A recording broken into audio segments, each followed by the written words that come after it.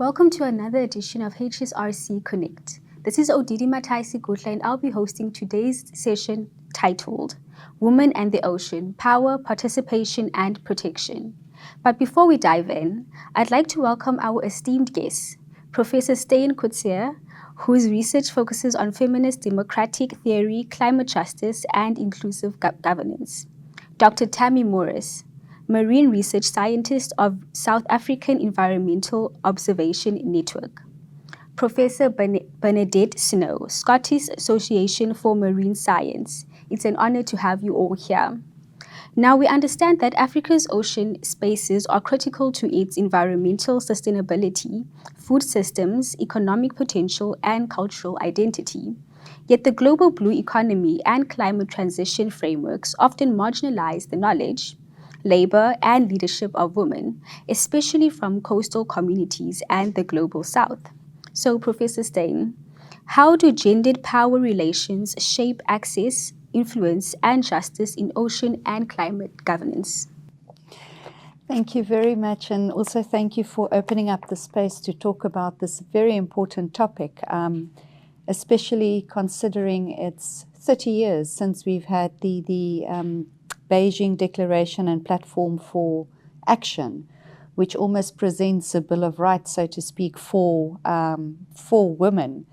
And one of the key areas I think that emerged from that declaration as we reflect on our journey over the last 30 years is around questions of women and the environment and women and ocean governance, specifically creating not just space or visibility of women in decision-making structures, but actual voice and agency within those decision-making structures.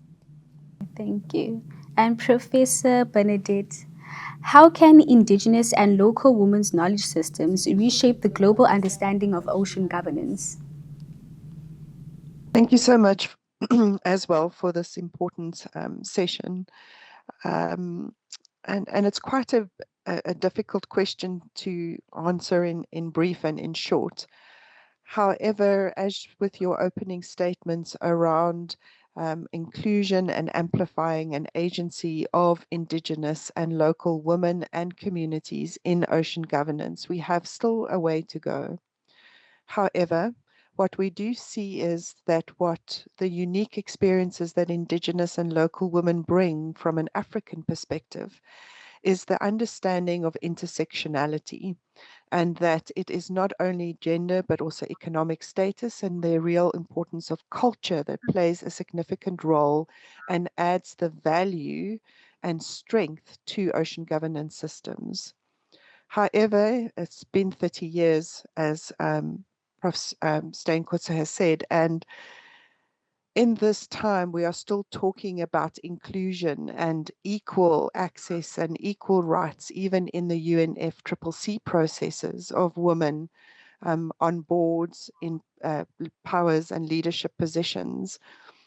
And I feel we still have a long way to go. And if we listen and amplify voices of Indigenous and local communities, and women in particular, and young girls, I think we will have greater and faster success. Yes, thank you. And Prof. Steyn, in what ways can feminist democratic frameworks inform more inclusive marine policies and the broader blue economy? It's quite critical, I think, that when you start looking at feminist frameworks and you look at questions of, let's say, gender responsiveness or gender mainstreaming or any of those policy frameworks around amplifying women's voices in these decision-making structures, or for environmental or ocean policy planning or marine spatial protection or any of those areas, lived realities do matter. Lived realities is an important element because very often there is a disconnect between decision makers and how the decision then impacts lower on the ground, especially for local Indigenous women, as Professor Snow has highlighted. We need to bear in mind that, generally speaking, when you look at questions of gender norms, gender roles, the gendered experience of how policy decisions can impact women who need to use the ocean for subsistence fishing in order to feed her family, or women who have to go to the river to collect water in order to cook meals for the family or bathe the children. They are often gathering water, using ocean resources as well for the welfare of their family, but they remain overlooked in environmental planning and policy. I think for me, a key area is we can no longer just have a one-size-fits-all. We have considered women, we have made them visible in this planning process, but have we really listened to what the needs on the ground is? Thank you. That's a very interesting take. Prof. Bernadette, first me first. Yes, Prof. Bernadette, what does inclusive ocean governance mean in practice, and how is this principle being applied across African coastal states? Thank you for the question, and it builds on the comments that have just been made. So, we've talked about gender mainstreaming. We've talked about a lot of these global initiatives about amplifying women's voices. However, we need to really look at it from more than equity, but also just rights and justice for women and girls who have been marginalized. So there needs to be inclusion of respect, reciprocity, as well as redistribution of many of the functions, because women's role, key roles and important roles in the blue economy, in the stewardship of the ocean space, is often marginalized or left behind or not included or acknowledged in decision-making processes.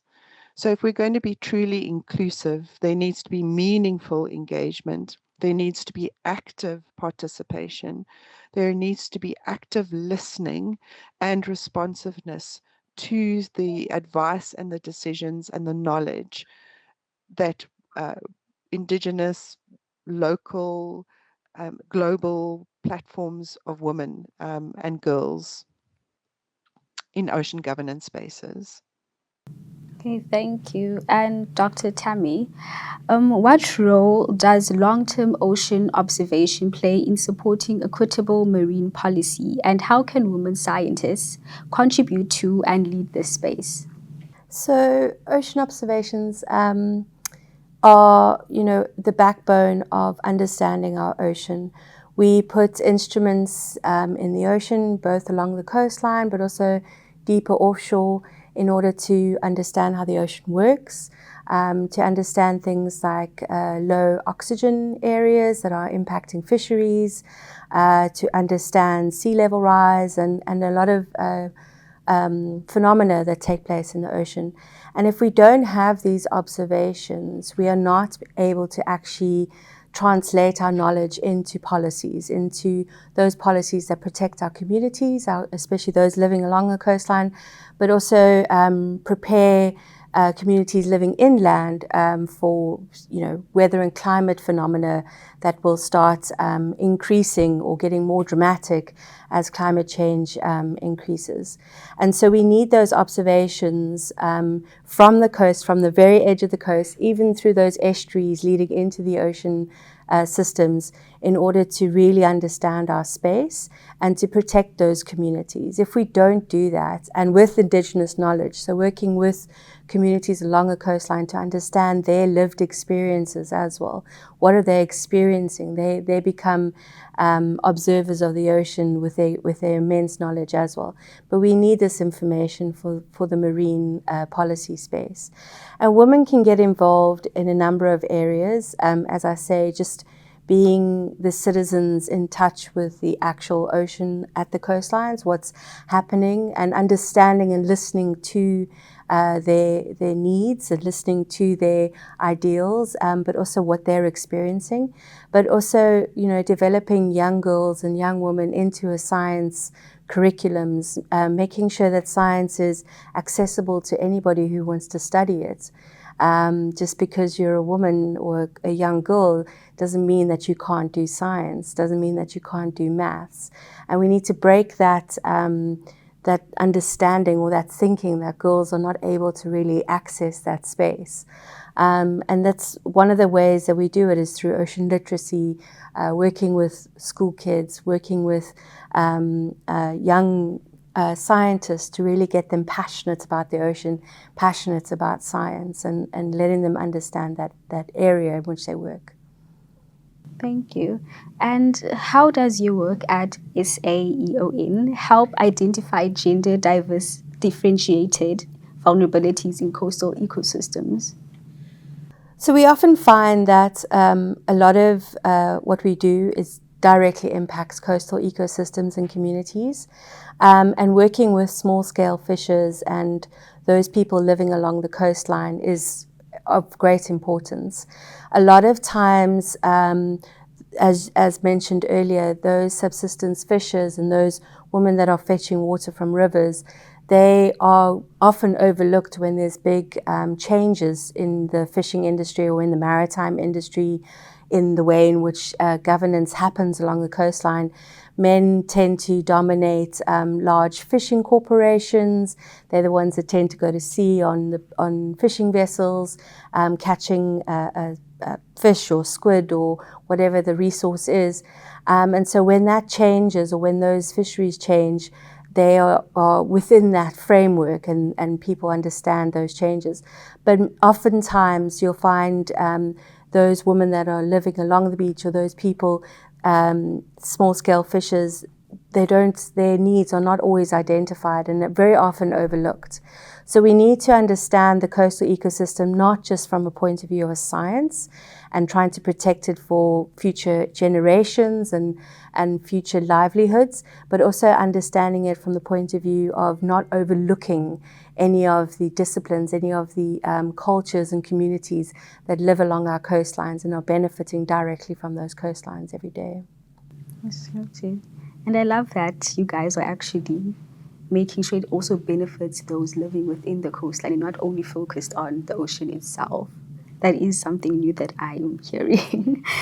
And Prof. Steyn, what are some of the current gaps in ocean policy from a gender equity and justice standpoint in Southern Africa?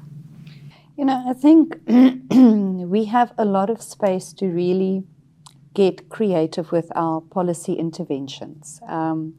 You look at some of the work that UN Women, for example, is doing within the space of women and the environment. And some of the work being done is, for example, training women to be solar engineers, looking for those renewable energy sources. And it's not just electrifying my house, it is a skill that I've learned, and I can actually make a living off this. Similarly, when we start looking at questions around possible climate displacement, populations that would be most affected by climate disasters or big climate events, UN Women is also working to train women to be those responders within these humanitarian and climate crisis. So I think we just need to get creative in solving some of the problems we have with the resources that we have, but bear in mind that women are actually a wonderful resource. The narratives for me around women empowerment is always interesting, because we speak of, we need to empower women. We need to educate women. We need to do this with women. We need to do that with women. And that narrative takes away a woman's agency in being an agent, in being capable in doing these things. A woman is not in need of empowerment. It is more an empowering policy space that can work to advantage everyone. I love that take. And Dr. Tavi, what are the barriers for women in marine sciences and oceanography research, and how do we overcome them? So I think the barriers, if you think about traditional marine science, so when I started 25 years ago, we would do field work and we would do science for the sake of science. A lot of our scientific research now has changed to benefit societies, which is the way it should be all along. But a lot of that field work, going into the field, doing scientific diving, scuba diving, being at sea on research vessels for long periods of time, or being on fishing vessels to observe what fishing is being done and the bycatch that gets caught, it can be a very daunting and a very intimidating experience. And oftentimes there are, unfortunately, incidents that happen that are not correct. So I think respect is what we had spoken about earlier, but also just making that space available so that anyone is comfortable being at sea, being in the field, and can do that work to the best of their capabilities without having to worry about what's around them or what might be happening around them. And it's quite an experience, and it's something that we're still having to do, not just in South Africa, not even just in Africa. It's a global problem for marine science, unfortunately. And so this is one area that really needs a lot of work and something that we are working on within SAON. But also just, women are nurturers. We are natural nurturers. We're also the bringers of life. And so parental leave, making that space for young scientists or early young women who want to start families as well, and making sure that they have that possibility of being able to start a family and look after that family, but at the same time grow their career. It's a difficult area to work in. So I think for me, looking in, those are two of the areas that I really think need more work. Going into schools and teaching kids about ocean literacy, you see faces light up when you tell them about the ocean or you tell them about some of the instruments that you're using at sea. And it's both boys and girls. But it's then going into the university phase and going into that working in the field phase. That's where things start to change, and that's where I think we need to put a lot of effort at the moment to make sure that it's an equal space. Okay, thank you. And Prof. Benedict, what are examples of successful community-led marine initiatives that have centered women's leadership? Thank you. I just want to add, I think we really have a long way to go, but we also need to celebrate some of our successes and the positive roles that women have played. And how women have been fighting against tokenism and just being put on boards or in places to speak about things. And I think we should celebrate those. And in Africa, I think we have quite a few examples where we really should be celebrating women who have carved the way in improving not only jobs in science, but also how we engage and interact and undertake research, and who are leading some of these research institutions. If we want to look at an example at a local level, I can give the story of the One Ocean Hub program, which has unfortunately now come to an end. The funding cycle has come to an end with the work that they undertook in Ghana. And this is where I spoke about intersectionality is really important, and really understanding the context. And it's not a one size fits all, as Jolene said earlier.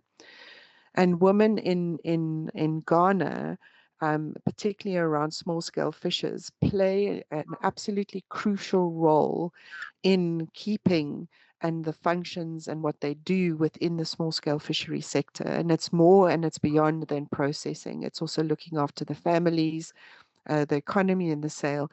And some of them are boat owners.